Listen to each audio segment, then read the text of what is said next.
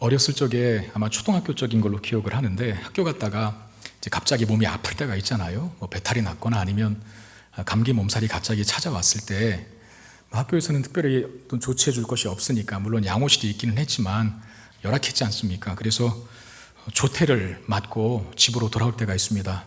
그러니까 학교로 돌아올 시간이 아닌데 이른 시간 돌아오다 보니까 집에 아무도 없을 때가 있죠. 그러면 아파 죽겠는데 그냥 혼자서 자리 깔고 방에 누워서 이렇게 기다리는 거죠. 누구를 기다립니까? 엄마를 기다리는 겁니다.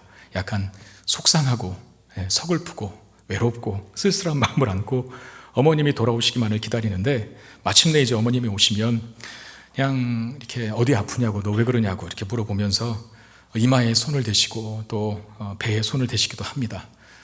이마에 손을 올리시면 이상하게 뭐 어머님의 손에 능력 있는 것도 아닌데 뭐 열이 내려가는 것 같고, 또 어머님이 배에 손을 대시면 배가 이렇게 가라앉는 것 같고, 그런 느낌을 받죠. 엄마 손이 약손이다 그러면서 이제 해주시잖아요.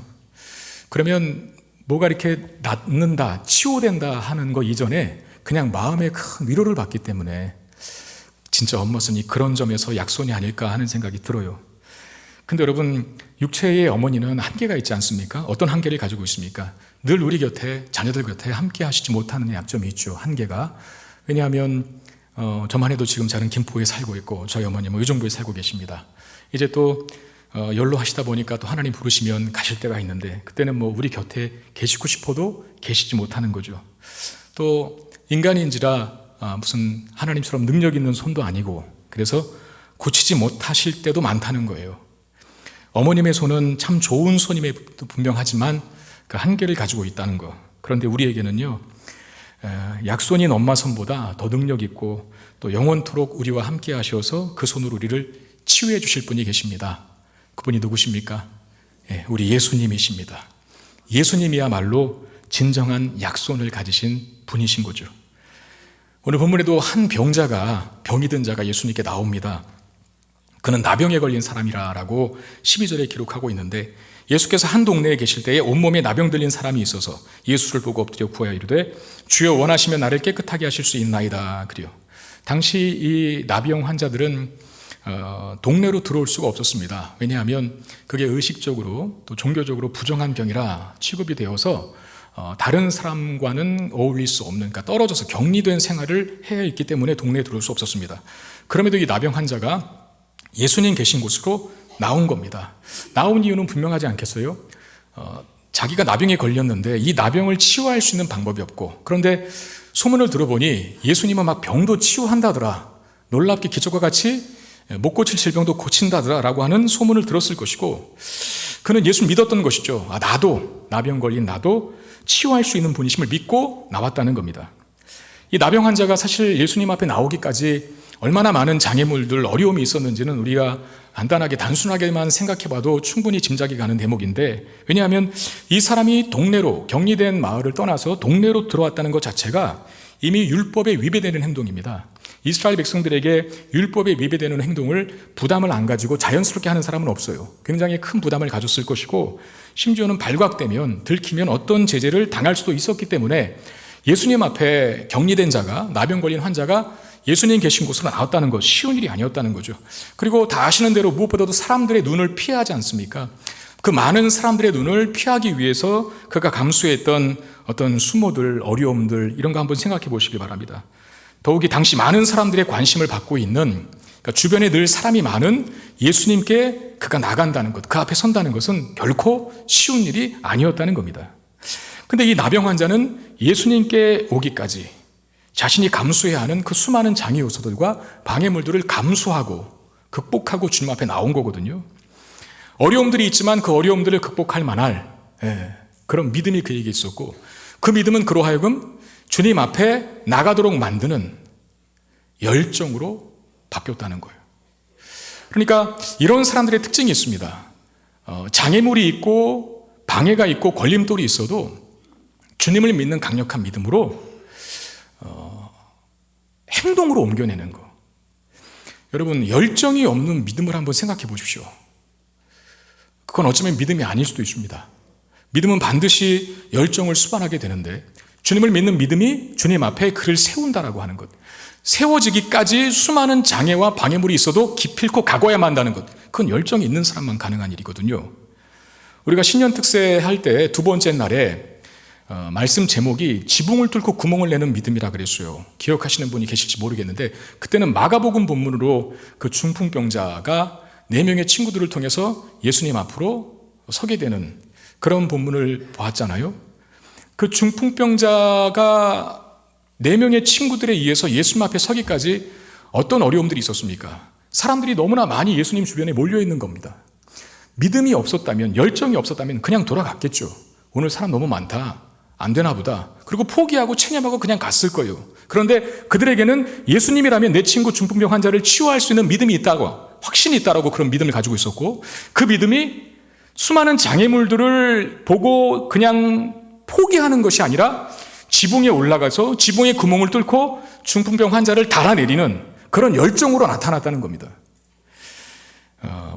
오늘 보게 되는 본문 말고 다음 주에 보게 되는 바로 이어지는 본문이 이제 누가복음에서 그 중풍병자 얘기를 또 하거든요. 그때는 누가복음의 관점에서 다시 보겠지만, 그들이 자기 중풍병 걸린 친구를 지붕을 뚫고 구멍을 내서 예수님께 달아내리기까지 그들에게 주님을 향한 믿음이 있었고 열정이 있었다는 겁니다. 여러분, 기적을 경험하는 사람들의 특징이 있습니다. 예수님을 향한 믿음이 있다는 것과 그 믿음이 남다른 열정을 불러일으킨다는 거예요.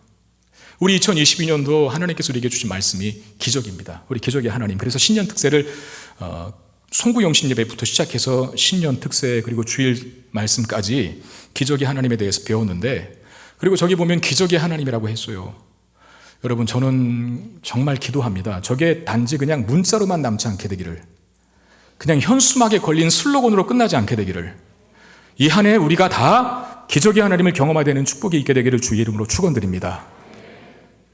여러분, 그런 경험도 하시면서 사셔야죠. 예수 믿는데 평생 기적이 뭐냐? 남이 경험한 기적 듣고만 사실래요? 간증 듣고만 계실래요? 그것도 나쁜 일은 아니지만 내가 간증하는 사람이 되어야죠. 왜 누구는 기적의 하나님을 경험하는데 나는 기적의 하나님을 경험하지 못합니까? 내가 믿는 하나님 다르고 그 사람 믿는 하나님 다른 겁니까? 아니에요. 어쩌면 우리 가운데 주님을 믿는 믿음이 있다고 하지만 그 믿음으로 장애물들을 극복하는 열정이 없기 때문에, 구멍을 뚫고 지붕에 올라가서 구멍을 뚫는 믿음이 없기 때문에 기적을 경험하지 못할 수도 있다는 겁니다. 여러분, 이 나병 환자가 주님 앞에 내가 부정한 자인데 내가 격리된 장소를 떠나면 안 돼, 주님이 나 같은 거 쳐다보지도 않을 거야 라고 하면서 주님 앞에 나갈 생각조차 안 했다면 나병 고침 받았겠습니까? 중풍병 걸린 친구를 고치기 위해서 예수님 주변에 수많은 사람들이 운집해 있는 것을 보고 그냥 포기하고 돌아갔다면 중풍병자가 죄 사함 받고 고침받는 일을 경험했겠습니까? 아니요. 한결같이 그런 사건들이 말하고 있는 것은 기적의 하나님을 경험할 때 가만히 앉아 있으면 된다는 게 아닙니다. 그것이 나의 역사가 되기를, 나의 일이 되기를 간절히 사모하고 열정적으로 주 앞에 서려고 하는 우리의 그 모습을 통해서 주님께서 역사하신다는 거죠. 저는 여기서 우리가 하나 생각하고 넘어갈 것이 있다고 믿는데, 선한 일에 또 영적인 것에 좀 욕심을 가지시길 바랍니다. 마태복음 13장 44절에 천국은 마치 밭에 감추인 보화와 같으니 사람이 이를 발견한 후 숨겨두고 기뻐하며 돌아가서 자기의 소유를 다 팔아 그 밭을 사느니라 그랬어요. 우리가 영적인 것에 대한 가치를 안다면, 하나님이 무엇을 기뻐하신지를 안다면, 세상 사람들이야 영적인 눈이 멀어서 몰라서 그걸 선택하지 못하고 그걸 소홀히 여기고 게을리한다면 우리는 아는 자잖아요. 그게 얼마나 소중한 가치들인지, 하나님이 기뻐하신 일들이 우리에게도 얼마나 큰 유익이 되는지, 복인지 알잖아요. 밭이 있는데 그 밭에 감추인 보화가 있다면 재산 아끼겠습니까? 망설이면서 재산 팔까요? 아닙니다. 기쁘게, 기꺼이, 빨리 서둘러서 자기에 있는 전 재산을 팔아서 그 보화가 감추어져 있는 밭을 살 거예요. 그게 열정 아닙니까? 영적인 것을 사랑하고 선한 일에 욕심을 내는 사람들의 특징. 그리고 또 이런 얘기를 할 때 야곱과 예서에 관한 이야기를 빼놓을 수가 없다는 건데, 야곱과 에서 둘은 쌍둥이였죠. 에서가 먼저 나와서 형이고 야곱이 동생입니다. 당시 장자가 받게 되는 권한, 축복권이, 장자권이 형인 에서에게 있었어요. 근데 그것을 야곱에게 팥죽 한 그릇에 팔아 넘겨버려요. 물론 앞뒤 정황을 살펴보면 동생 야곱에게 불만을 가지고 동생이 그렇게 하면 안 되지라고 평가할 많은 사람들이 있을 게 분명합니다. 왜냐하면 도덕적이나 윤리적인 관점에서 봤을 때 그거 속이면서까지 팥죽 한 그릇 그거 그냥 주면 되지, 그거 준다고 배고픈 에서의 길목에 서서 팥죽 한 그릇에 형 장자권을 뺏는 야곱은 뭐냐, 이러고 야곱의 어떤 도덕적 또는 윤리적 일탈과 그의 어떤 그 비열함 때문에 야곱을 비난할 수도 있겠지만, 도덕적이고 사회적인 관점을 다 빼놓고 여기 영적인 것이 있는데, 아주 좋은 것이 있는데, 하나님으로부터 기뻐하는 것이 있는데 에서는 그걸 대충 여겨요. 별로 중요하게 생각하지 않아요. 그런데 야곱은 내가 빼앗아서라도 갖고 싶은 마음이 있어요. 하나님이 누구를 더 기뻐하실까요? 저에게 딸이 있습니다. 우리 대학교 1학년 된 딸인데 이제 학교도 다니고 그러다 보니까 용돈이 많이 필요하겠죠. 그래서 제가 엄마가 주는 거 외에 제가 과외로 조금 줍니다. 사실 용돈 주기 전에는 저를 쳐다도 안 봐요, 그녀가. 제가 좀 이렇게 말 걸려고 하면은 왜? 그러고 도망쳐요. 한없이 튕겨요. 막 짝사랑하는 남자처럼 졸졸졸 따라다니면서 그 딸 한번 보려고. 아버지는 그런 게 있나 봐. 큰딸에게는 또. 근데 그녀가 나를 좋게 대해줄 때가 있어요. 용돈 준다고 할 때. 요새는 현금으로 주기도 하지만 이 계좌이체를 많이 해주잖아요, 송금을. 그러면 카톡에 막 아빠 사랑해 아무튼 이모티콘을 잔뜩 보내요. 그중에 제대로 모시겠습니다라고 하는 이모티콘도 있거든요. 제대로 모심 받은 적 한 번도 없어요. 말뿐이에요, 그때뿐. 그래도 우리 딸이 잘하는 게 있어요. 리액션이 큽니다. 그러니까 평상시에는 좀 튕겨도 그 용돈 준다고 하면 그렇게 고마워하고 기뻐하고 막 아빠 사랑해 어쩌고저쩌고 다 하니까 제가 또 용돈을 주고 싶은 거예요. 리액션이 크니까. 맛있다 하면서 먹어야 다음 반찬 또 좋은 게 나오는 겁니다. 아내가 공을 들여서 그 반찬을 해줬는데 아무 말도 안 하고 그냥 뚱 하고 먹고 앉아있으면, 먹는 둥 마는 둥 하고 앉아있으면 다음엔 국물도 없어요. 잠언 8장 17절에 나를 사랑하는 자들이 나의 사랑을 입으며 나를 간절히 찾는 자가 나를 만날 것이니라 그랬어요. 그냥 문자 그대로 받아들이세요. 내가 하나님을 정말 사랑하면, 내가 하나님 만나기를, 하나님의 복과 은혜를 간절히 구하면 외면하시지 않는다는 거죠. 천국은 침노하는 자의 것이다 이렇게 말씀하셨고, 사모하는 영혼에게 만족한 것을 주시는 하나님이시라고 약속하셨어요. 저는 기도합니다. 하나님, 우리 성문교회 성도들이 2022년도 우리에게 주신 말씀처럼 지붕을 뚫고 구멍을 내는 믿음이 있어 그 신실하고 정직한 믿음 가지고 열정적으로 하나님을 섬겨서 기적의 주인공들이 다 되게 하여 주옵소서. 우리의 기도 제목이 되어야 할 줄로 믿습니다. 하나님 사모하시고, 그리고 그 하나님께서 주시는 은혜와 복을 사모하십시오. 난 하나님 없이는, 하나님의 부어주시는 은혜와 복 없이는 단 1분 1초도 살아갈 수 없는 연약한 존재이오니 하나님 빨리 저에게 복을 주십시오, 은혜를 주십시오, 주님 없이는 못 삽니다라고 매달린다면 하나님이 그렇게 사랑과 신앙을 고백하는 자에게 더 큰 은혜와 복을 주시지 않겠어요? 우리가 다 그렇게 되기를 주의 이름으로 축원드립니다. 나병 환자가 예수님 앞에 엎드렸어요. 그 모든 장애물들을 다 극복하고 주님 앞에 나왔어요. 믿음이 열정을 발휘해서 열정 가지고 주 앞에 나왔습니다. 그리고 이렇게 말합니다. 주님, 원하시면 나를 깨끗게 하실 수 있습니다. 그랬어요. 나병 환자는 분명히 예수님께서 많은 병자들을 고쳤다는 소식을 들어서 알고 있어요. 예수님에게 병들을 치유할 만한 능력이 있다는 사실도 믿고 있었어요. 그러니까 모든 위험을 감수하고 주님 앞에 지금 나온 것 아닙니까? 그런데 이 사람에게 한 가지 걱정이 있어요. 그 뭐냐면 자기 입장. 뭐 걸린 사람이라고요?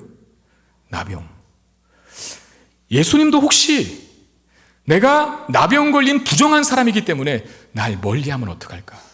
그러니까 나병 환자는 분명히 예수님에게 자신의 병을 고칠 만한 능력이 있다는 사실에 대해서는 의심이 없었는데, 예수님이 내가 부정한 병에 걸려서 부정한 나를 사람 취급도 하지 않으면, 나를 멀리 보게 하면, 나를 외면하면 어떨까, 나를 외면하면 어떻게 할까 하는 마음에 조바심 가지고 소심하게 주여 원하시면 나를 깨끗게 하실 수 있습니다라고 구한 겁니다. 나병 환자의 이 요구에 예수님이 어떻게 반응하십니까? 13절에 예수께서 손을 내밀어 그에게 대시며 이르시되 내가 원하노니 깨끗함을 받으라 하신대 나병이 곧 떠나니라 그랬어요. 여러분, 예수님은 나병 환자가 우려했던 것처럼 나병 환자를 부정한 자라고 해서 외면하지 않으셨습니다. 그를 고쳐주셨습니다. 더 감동적인 건 뭔지 아세요? 예수님이 그를 만지시면서 치유해 주셨다는 거. 만지시면서. 이런 성경 대목을 잘 보셔야 돼요. 그냥 고쳤다라고 끝나지 마시고 왜 만져주셨을까? 그냥 너 나병 환자지 부정한 병이니까 좀 절로 떨어져 있어. 내가 말씀만으로도 고칠 수 있거든. 가까이 오지는 마라. 이렇게 하고 말씀만으로 치유할 수도 있는 거거든요. 사람들이 또 오해할 수 있잖아요. 예수님 저 부정한 나병 환자가 가까이 하시네. 우리가 가까이면 안 되겠다. 예수님도 부정이 옮았을 테니까. 이럴 우려 때문에 너 멀리 떨어져. 저 멀리 떨어져. 내가 고쳐주긴 할 텐데 저 멀리 가 있어라고 할 수도 있는 거거든요. 그런데 만지셨어요. 왜 그렇게 하셨을까? 예수님이 그를 만진 건 육체적인 질병을 고쳐줄 뿐만 아니라 오랜도록 외로움과 고독함에 시달린 그의 마음의 병까지 치유하시기 위해서 그를 만져주신 겁니다. 이 나병 환자가 나병 환자 생활을 어느 정도 얼만큼 많이 했는지는 모르겠지만 아무튼 며칠 하루 이틀 했겠습니까? 굉장히 긴 시간을 동안 나병 환자로서 격리되어야 하는 고립된 생활을 했겠죠. 사람들하고 떨어져 있고 이웃과 친척들하고도 만나지 못하고 심지어 가족들에게서조차도 외면당해야 하는 이 참 그게 제일 힘든 것 같아. 그래도 가족은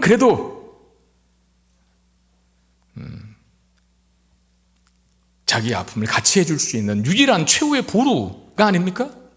근데 가족들조차에게서도 외면당하는 그런 거절당함이 이 나병 환자에게 있었죠. 철저하게 외면당했던 나병 환자였습니다. 여러분 우리도 코로나 걸리신 분들은 잘 아실 거 아니에요. 일주일 격리하는 게 쉽습니까? 그 혼자 방 안에 앉아있는 게 쉬운가요? 그렇지 않습니다. 정말 어렵더라고요. 힘들어요. 그 고립감, 그 외로움이 얼마나 힘든 것인지. 남편을 가까이 못하고 아내를 가까이 못하고 내 자식들과 가까이 못하고 그냥 혼자 일주일을 그 방 안에 있다는 것이 우리가 말은 하나님은 저에게 쉬는 시간을 주셨습니다. 말씀 읽고 그 시간 잘 보내고 있습니다 라고 하지만 얼마나 힘들었겠어요. 사람은 그렇게 혼자 못 사는 거거든요. 그 고립감과 고독함과 외로움이 얼마나 힘든 이 사회적인 병폐를 일으키는지 영국에서는요 2018년도 1월부터 그 정부 부처 중에 하나가 신설된 게 뭐냐면 외로움부랍니다. 외로움부. 신문에 난 내용입니다. 무슨 기획재정부가 있고 외교부가 있고 국방부가 있고 우리 그건 이해하잖아요. 그런데 외로움부가 있대요. 그 장관이 있고. 왜냐하면 영국은 이미 혼자 고독하게 생활하는 사람들이 너무 많고 그런 고독함과 외로움 속에 찌들어 아파하는 사람들이 결국은 사회적 문제가 되었다는 그런 공감대가 형성되어서 정부 부처 중에 하나로 외로움부를 만든 거예요. 그게 얼마나 힘든지 공감하기 시작했다는 거죠. 코로나로 접촉이 제한된 상황에서 저희도 처음에 많이 힘들었지 않습니까? 성도들과 악수를 하고 좀 안아주고 쎄쎄쎄도 하고 그래야 되는데 이게 너무 힘들고 어색한 거예요. 악수를 안 하는 것이, 눈도 잘 못 맞추겠는 것이. 그래서 우리는 주먹 악수를 했습니다. 주먹이라도 부딪히자는 거예요. 왜 그랬을까요? 접촉함으로 자기의 마음과 사랑을 표현하는 거죠. 극단적인 예일 수 있지만 어떤 사람이 갑자기 사고로 자식을 잃고 갑자기 사고로 남편을 잃고 아내를 잃었어요. 그렇게 힘든 상황에 있는 그 힘든 현실에 있는 사람에게 여러분 목회자지만 저도 잘 모르겠더라고요. 저도 어떻게 위로해야 될지 어떤 말로 위로를 받을지 모르겠어요. 저도. 근데 100마디 말을 하는 것보다 한번 그냥 같이 안아주고 울어주는 게 아무 말 하지 않고 같이 안아주고 접촉하여서 그 손을 붙들고 그냥 울어주는 거예요. 그게 큰 위로 아니겠습니까? 근데 그 나병 환자는 그걸 못했어요. 외로움과 고독함 속에서 정말 힘든 인생을 살아왔을 겁니다. 바로 그런 나병 환자를 어쩌면 수년 동안 누구에게도 접촉을 경험하지 못했던 그 외로움과 고독함 속에 있었던 나병 환자를 고치시면서 만져주신 분이, 접촉하신 분이 예수님이셨다는 거예요. 그 손길이, 예수님의 손길이 나병 환자의 육체적인 질병뿐만 아니라 마음의 병까지 고쳐주신 것 아니겠습니까? 우리에게도 남들에게 얘기하지 못하는 우리가 아는, 나만이 아는 상처와 아픔이 있을 수 있죠. 남몰래 눈물을 흘리면서 혼자 품고 가야 할 인생의 짐들이 많이 있고 심지어는 하나님 앞에서 여전히 기도하지 못하고 있는 정말 감추고 싶은 비밀인 죄, 여전히 회개하지 못하고 있는, 너무나 부끄럽고 수치스러워서 하나님 앞에 딱 생각조차 할 수 없는 그런 허물과 죄가 있어요. 근데 여러분, 감사한 건 주님은 그것 때문에 우리를 외면하시지 않는다는 겁니다. 가까이 다가오시고, 그리고 만져주시고, 그리고 치유하시길 원하신다는 거예요. 요한복음 마지막 21장에 보면, 우리가 지난주 새벽 기도까지 요한복음을 보았는데, 그 마지막 21장에 보면 십자가에 죽으시고 나서 부활하신 예수님께서 제자들을 찾아오시는 내용이 있습니다. 21장에 제자들이 예수님 죽으시고 소위 그들의 곁을 떠난 다음에 뭘 하고 있었습니까? 제자들이 그 본업으로 돌아갔죠. 어부였던 사람들이 다시 다 베드로의 주동을 통하여 고기 잡는 일에 몰두하고 있었어요. 그때 예수님께서 나타나셔서 고기 못 잡는데 저쪽에 한번 그물을 내려봐라. 그 그물을 내렸더니 많은 고기가 잡혀요. 그들은 예수님이 예수님이라고 말하지 않아도 이미 예수님인 걸 알았죠. 그리고 예수님 앞에 갑니다. 예수님께서 고기 몇 마리 가져오라고 하시면서 고기를 굽고 아침을 준비하십니다. 그리고 먹으라고 하세요.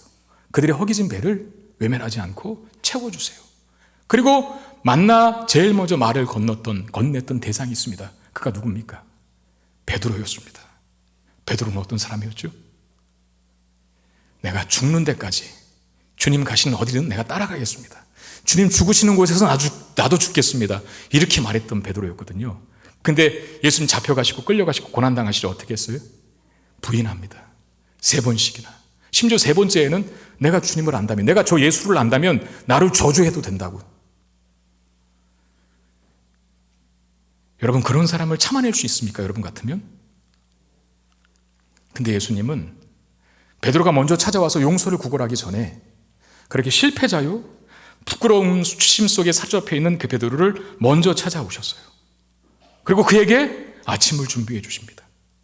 그리고 그에게 묻습니다. 요한의 아들 시몬아, 네가 날 사랑하니? 베드로가 말하죠. 주님, 내가 주님을 사랑하는 줄 주님께서 아실 겁니다. 내 양을 먹여라. 저 같으면 너 그때 왜 그랬어? 너 그때 왜 나 부인했어? 네가 그러고도 수제자야? 이러고 막 아무튼 한바탕 했을 것 같아요. 예수님 그거에 대해 한마디도 언급하지 않습니다. 네가 날 사랑하니만 묻습니다. 베드로는 3번씩이나 주님, 내가 주님 사랑하는 줄 주님께서 아십니다라고 고백해요. 그런 베드로를 내치지 않고 버리지 않고 다시 기회를 주십니다. 내 양을 먹여라.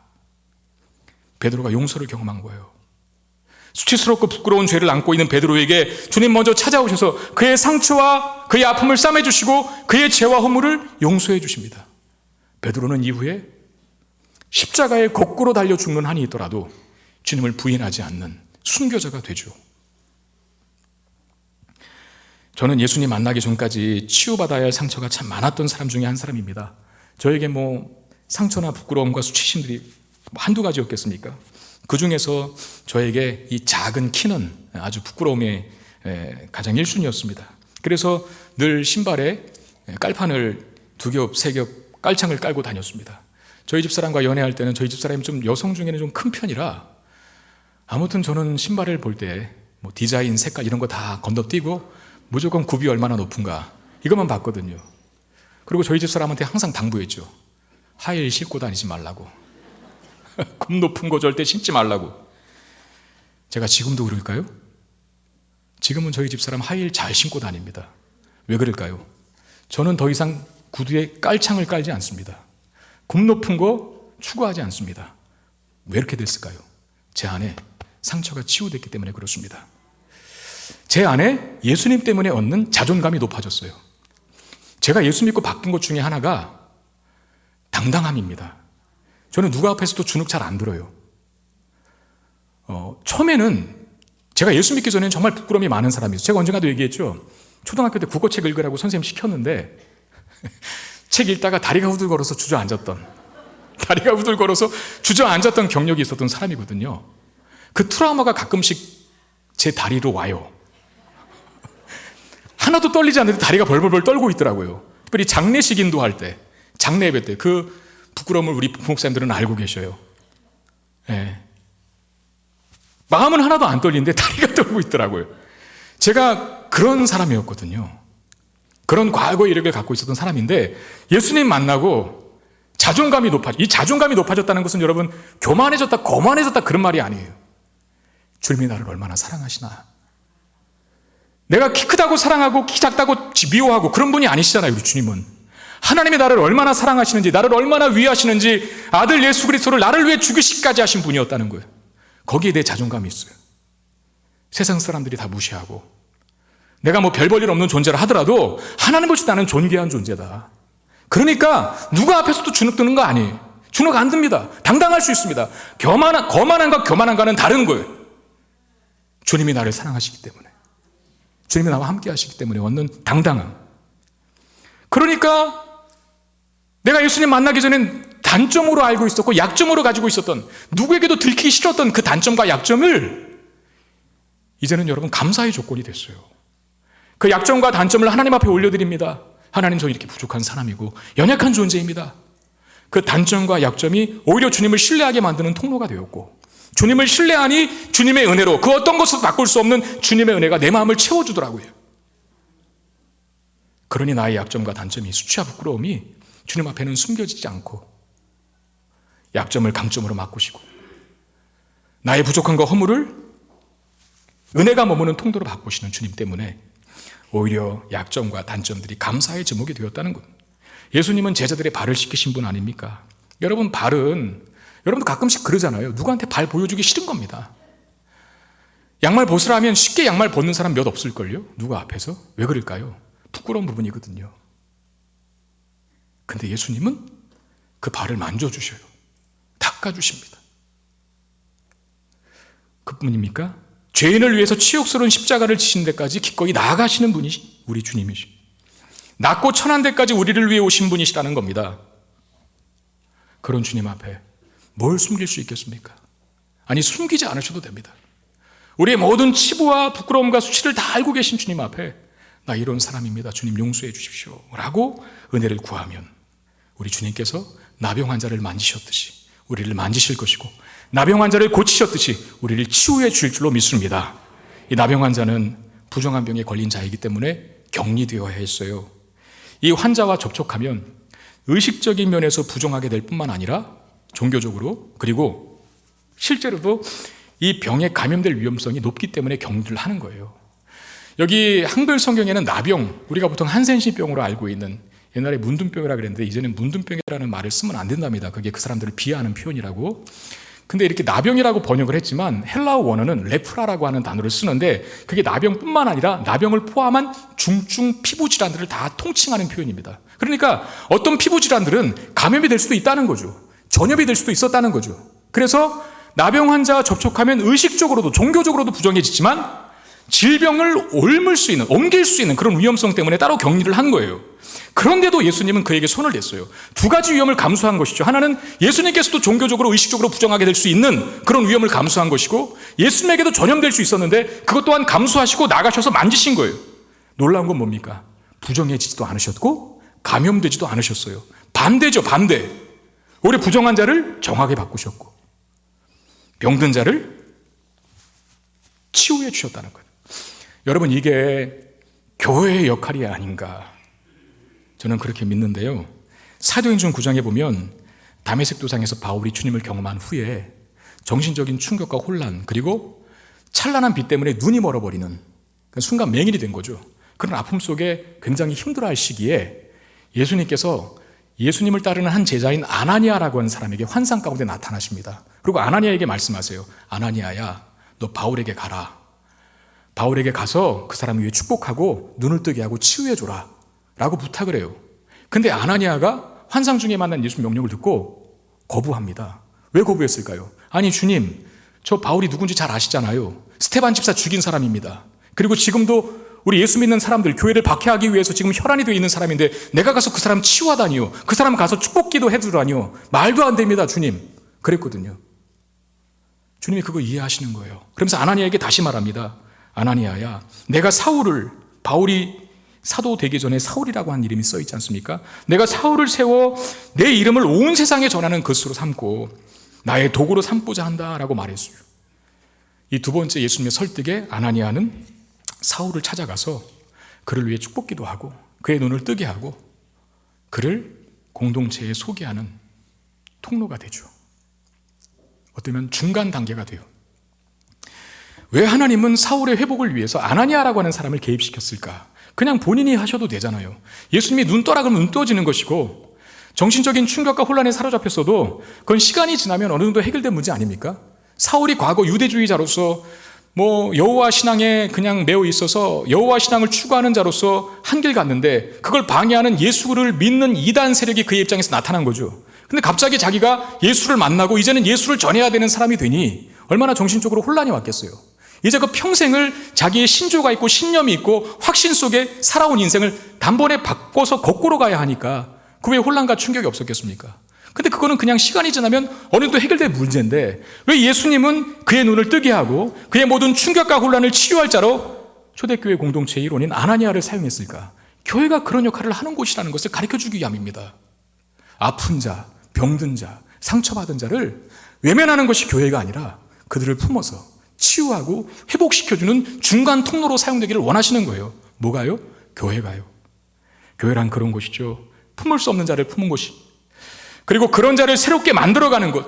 바울처럼 과거에 예수를 믿는 자를 박해하고 어마어마한 죄값에 허덕이는 자를, 그 인생을 건져내어서 교화시키고 고정시키고 제대로 된 하나님의 사람으로 만들어주는 공동체, 그게 교회 역할이라는 겁니다.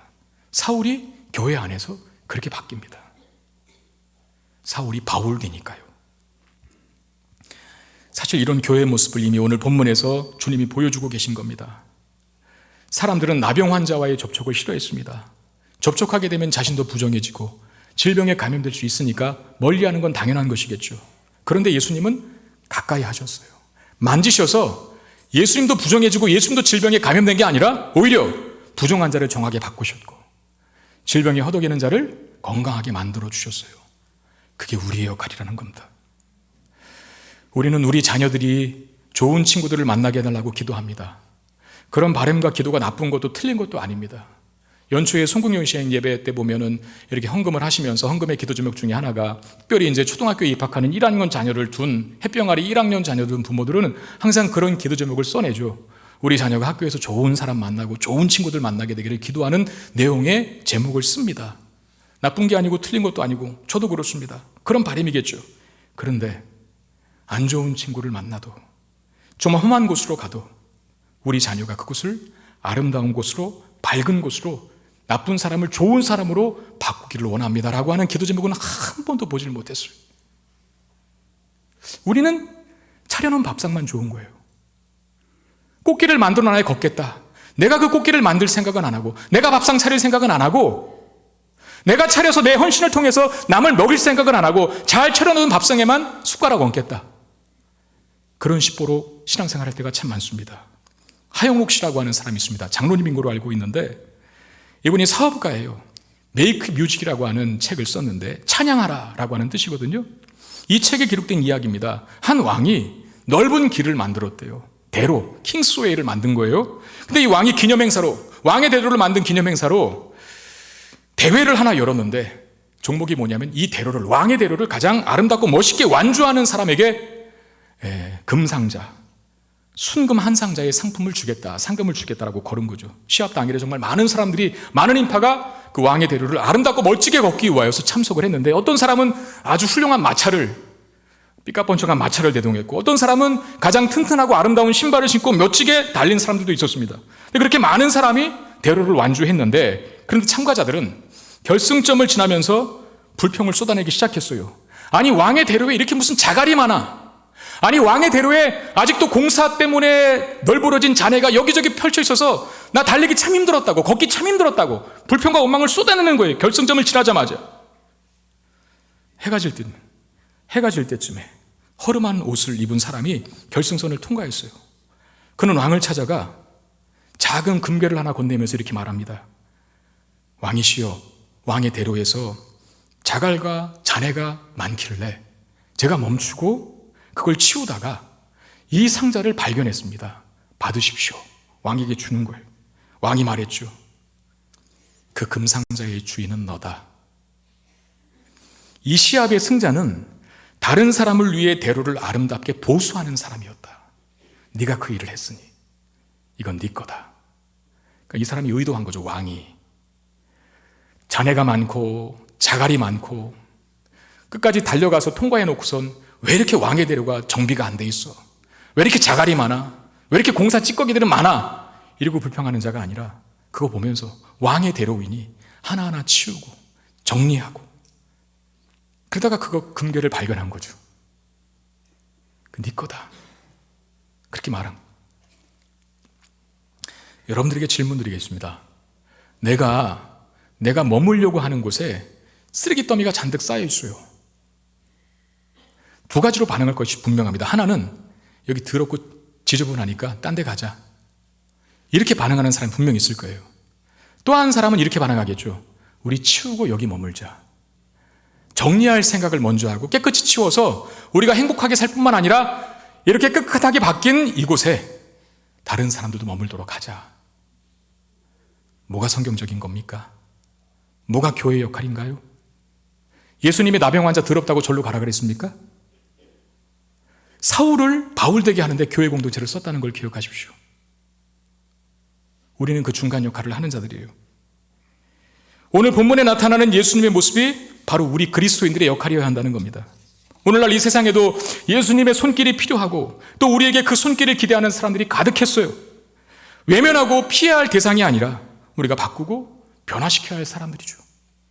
쓰레기가 널브러져 있는 곳은 외면하고 떠나버려야 할 대상이 아니라 내가 가서 치워서 아름답고 윤택한 곳으로 바꿔야 할 우리의 사역지일 수 있습니다.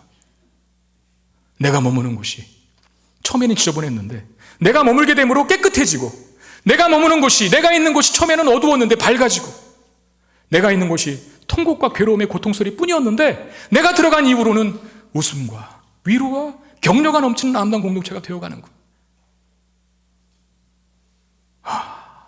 그게 우리 역할 아닌가요? 얼마나 아름답습니까? 얼마나 존귀한가? 우리가 앉는 곳, 우리가 가는 곳, 우리가 머무는 곳, 우리 때문에 놀라운 치유와 회복이 일어나는 곳이 되기를 주의 이름으로 축원드립니다. 당시 나병은 랍비들에게서조차도 죽은 자를 살리는 것보다 더 고치기 어려운 병이라고 취급되는 병이었어요. 그러니까 나병은 고칠 수 없는 질병이라는 거죠. 죽은 자를 살리는 게 쉽지 나병 고치는 건 어렵다. 그렇게 인식된 병이었는데 그런 나병 환자를 예수님께서 고치셨으니까 그 소문이 삽시간에 퍼져서 이제 수많은 사람들이 예수님 말씀도 듣고 예수님께 고침받기 위해서 병도 치유받기 위해서 어마어마한 사람들이 예수님께 몰려옵니다. 예수님의 입장에서는 그야말로 일더미가 산더미처럼 쌓이게 된 거죠. 그 일더미가 산더미처럼 쌓여있게 된 그 상황 속에서 오늘 보면 마지막 구절에서 예수님의 움직임을 누가는 이렇게 묘사를 하고 있습니다. 16절에 예수는 물러가사 한적한 곳에서 기도하시니라 그랬어요. 예수는 물러가서 한적한 곳에서 기도하시니라. 이건 예수님이 자기에게 몰려온 치유가 필요한 또 말씀이 필요한 사람들을 외면하고 떠났다는 말이 아니라 예수님이 그들을 그 힘든 일들을 감당할 수 있도록 하는 힘의 근원이 어디서 오는가라는 것을 누가가 가르쳐주는 거예요. 일더미가 산더미처럼 쌓였는데 도망간 게 아니라 그 산더미처럼 쌓인 일을 감당할 수 있도록 하기 위하여 능력이 필요한데 그 능력을 어디서 받는가? 한적한 곳에 가서 기도함으로 받는다는 거죠. 예수님이 기도하는 대상이 있다면 누구겠습니까? 성부 하나님이실 겁니다. 예수님은 그 성부 하나님과의 한적한 곳에서의 만남을 통해서 성부 하나님의 손길을 먼저 경험하는 거 아니겠어요? 사랑하는 내 아들아, 수고 많다. 너 잘했다. 지금 잘하고 있어라고 하면서 성부 하나님께서 성자 예수님을 안아주실 때 그 성자 예수님이 그것으로 회복되고 능력을 받아 이제 성자 예수님의 치유의 손길이 필요한 많은 사람들을 만져주시고 붙들어 주심으로 치유할 수 있는 사역을 감당할 수 있게 되는 겁니다. 비행기를 타면 이륙 전에 승무원들이 승객들에게 안전수칙에 대해서 설명을 합니다.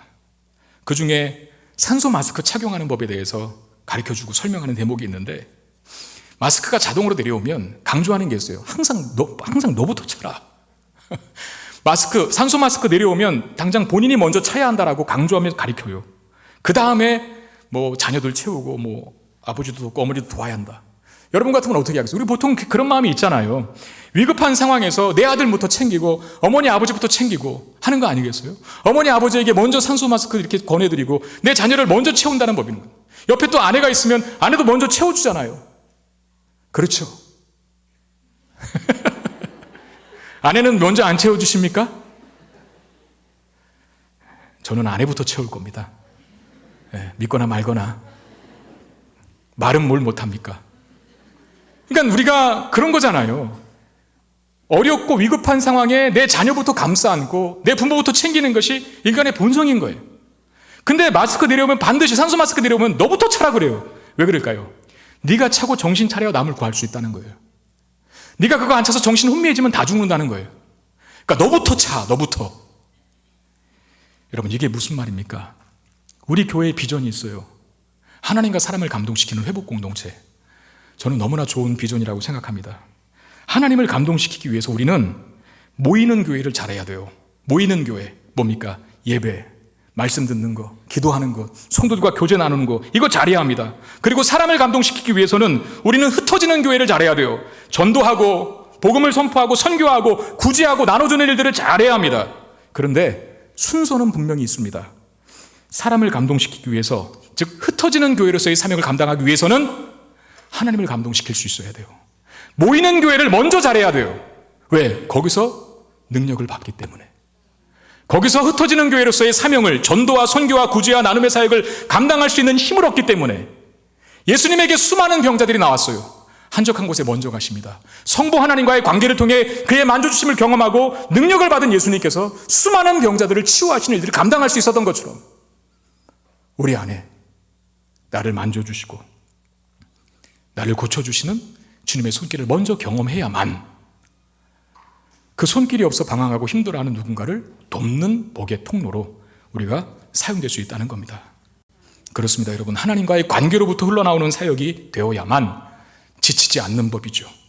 하나님과의 관계의 친밀함과 풍성함을 누리는 그 자리에서 우리는 하나님의 손길을 경험하게 되는 것이고, 그리고 그 손길을 경험한 자만이 우리 주님의 손길이 필요한 곳에 가서 그 손길을 전달하는 통로로 사용되게 될 것입니다. 우리 안에 예수님의 손길로 인하여 우리가 먼저 회복되고 치유되는 은혜가 있게 되기를 주의 이름으로 축원드립니다. 나아가서 치유되고 회복되셨으면, 그 주님의 손길로 인하여 치유되고 회복되셨으면 그 손길을 통하여 주님의 손길을 전달하여서 그 손길이 없어서 방황하고 상처 입고 힘들어하는 누군가를 아름답게 세우는 그야말로 복의 통로로 사용될 수 있는 저와 여러분 되시기를 주의 이름으로 축원드립니다. 우리 말씀 기억하면서 찬양하기를 원합니다. 나의 삶에 예수의 흔적이 있으니 주님의 생명이 내 안에 있음을 고백합니다. 그 생명으로 생명 없어서 죽어가는 영혼을 살리는 주님의 도구가 되게 하여 주옵소서. 나의 삶에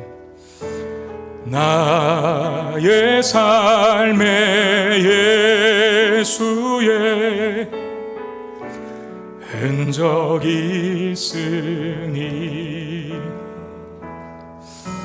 나는 오직 주님만 자랑하리라. 내 영혼에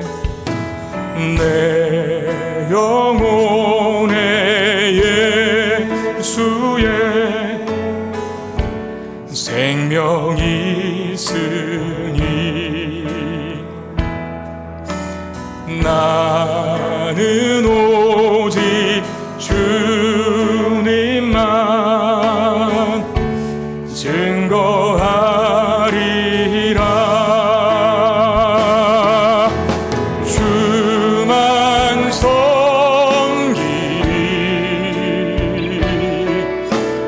가장 낮은 자리에서 주만 높이리.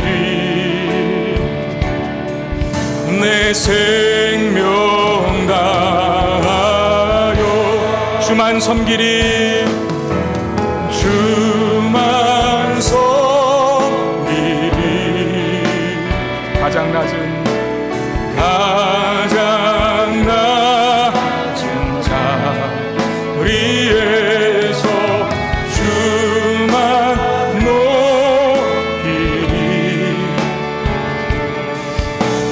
생명과 어린 양 찬양하리. 어린 양 찬양하리.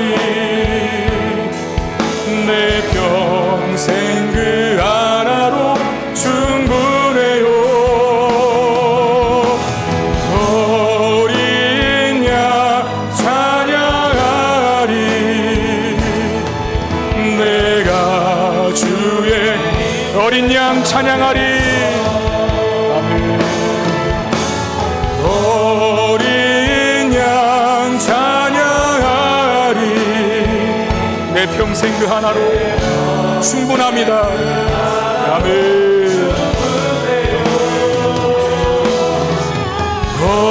어린 양 찬양하리. 내가 주의 다시 한번 전심으로 찬양합시다. 어린 양 찬양하리. 어린 양 찬양하리. 내 평생 그 하나로 충분해요. 어린 양 찬양하리. 내가 주의 임재 아래서. 기도할 때 하나님, 주님밖에 없습니다. 예수님의 손길만이 내게 필요합니다. 나의 상처와 나의 아픔과 하나님 앞에 조차서 감추고 싶은 나의 죄가 용서받고 치유되게 하여 주옵소서. 회복되게 하여 주옵소서. 내 영혼이 먼저 주님을 갈망하며 주님 만나기를 원할 때 그 손길이 내 영혼을 만지고 내 육신을 만져서 내 안의 질병과 내 영혼의 어둠들을 다 깨끗하게 치유하시는 역사를 경험케 하여 주옵소서. 이제 나 또한 주님의 손길을 전하는 자로 살기를 원합니다. 내가 있는 곳, 내가 머무는 곳이 주님의 이름으로 밝아지게 하여 주시고, 죽어가던 곳이 나 때문에 주님의 손길을 증거하는 나 때문에 생명이 있는 곳으로 바뀌게 하여 주시고, 고통과 신음과 아픔이 있는 곳에 내가 머물게 되므로 주의 손길을 전하는 통로가 되므로 희망을 보고 위로를 경험하고 격려가 있고 웃음이 있는 곳으로 바뀌게 하여 주옵소서. 우리 그 사명 내가 감당하기를 원합니다라고 하는 마음으로 함께 기도하도록 하겠습니다. 기도하겠습니다. 오 하나님, 은혜와 사랑을 감사합니다. 오늘 주신 말씀을 듣고 기도하며 나아가 주님, 우리 3부 예배에 참석한 모든 성도들에게도 주님 만져주심을 경험할 수 있게 하여 주옵소서. 주님의 손길을 경험할 수 있도록 인도하여 주옵소서. 모든 아픔을 치유하시고 모든 어두운 것들을 밝게 하시며 무너진 모든 것들을 세워주시는 하나님의 능력을 경험하는 우리 모든 성도들 되게 하여 주옵소서.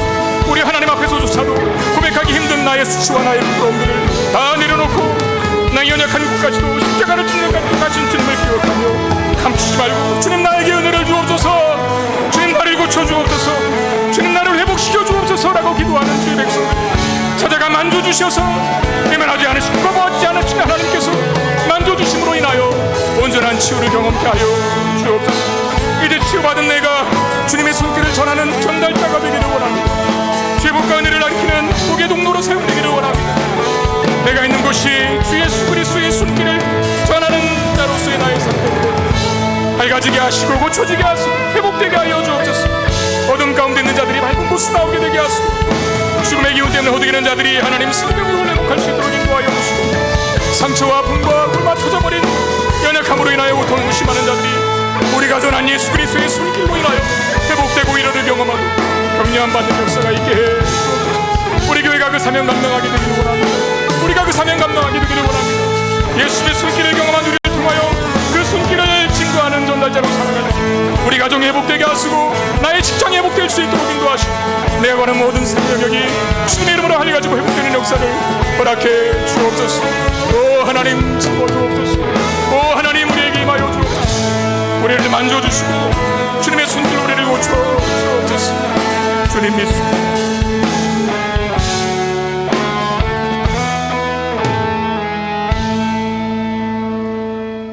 주님, 우리의 허물과 우리의 상처와 우리의 죄악, 수치, 부끄러움들을 외면하지 않으시고 그것 때문에 우리를 거부하지 않으시고 찾아오셔서 만지시며 십자가 지는 자리까지 오셔서 우리를 고쳐주시고 회복시켜 주신 주님 감사를 드립니다. 여전히 우리의 상처 때문에 우리의 부끄러움 때문에 주님을 멀리할 때가 있는데 주님 앞에 두 손 들고 나아가는 사랑하는 종들의 삶에 가까이 오시사 우리의 아픔과 상처를, 우리의 어둠들을, 우리의 부끄러움들을, 우리의 수치들을, 우리의 죄악들을 치유하시고 또 회복시키시며 용서하여 주시옵소서. 그렇게 새롭게 살아난 우리를 통하여 이제 십자가의 그 손길을 전달하는 복의 통로로 사용되기를 원합니다. 내가 있는 곳, 내가 머무는 곳, 내가 함께하는 그곳이 예수 그리스도의 손길을 전하는 나로 인하여 밝아지게 하시고 소망을 얻게 하여 주시고 힘을 내는 곳 되게 하시고 격려와 위로와 사랑이 넘쳐나는 곳으로 바뀔 수 있도록 은혜 베풀어 주시옵소서. 하나님 앞에 예배 중에 귀한 예물 드린 손길드리겠습니다. 주님 받으시고 주의 나라와 영광을 위해 아름답게 사용되게 하시며 한 주간을 사랑하는 우리의 삶의 모든 필요를 주님 이제껏 그래왔듯이 앞으로도 여전히 풍성하게 채워 주시옵소서. 우리 주 예수 그리스도 이름으로 간절히 축복하며 기도하옵나이다. 아멘.